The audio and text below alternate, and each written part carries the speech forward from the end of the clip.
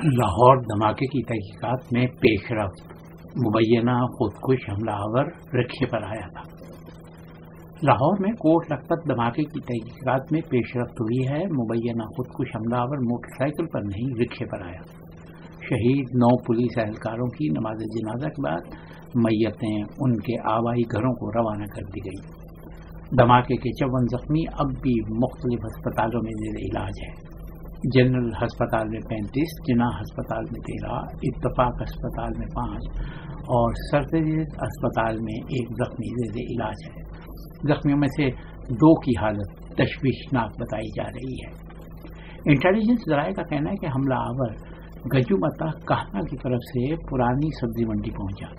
حملہ آور کی عمر 16 سے 17 سال کے درمیان تھی۔ حملہ آور کی ٹانگ اور سر کے بال DNA کے لیے بھجوا دیے گئے ہیں۔ ذرائع کے مطابق دھماکے میں تباہ ہونے والی تمام موٹر سائیکلوں کی شناخت ہو گئی۔ تباہ شدہ موٹر سائیکل شہید یا زخمی ہونے والے افراد کی ہیں۔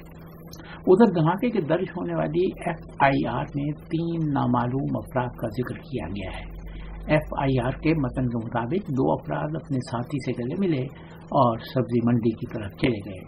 متن کے مطابق حملہ آور نے درخت کے سائے میں بیٹھے پولیس اہلکار اور شہریوں کے پاس جا کر خود کو بم سے اڑا دیا۔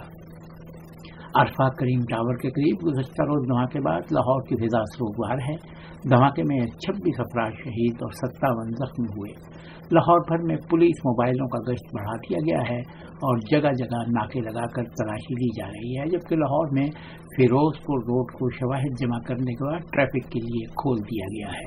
دھماکے کے بعد روڈ کو ٹریفک کے لیے بند کیا گیا تھا۔ پولیس نے سڑک کو صاف کرنے کے بعد ٹریفک کے لیے کھولی جانے والی سڑک کو جو کاہنا سے لاہور کی طرف جا رہی ہے اس پر ٹریفک کو رواں دواں کر دیا ہے۔ صفدر حمدانی، عالمی اخبار۔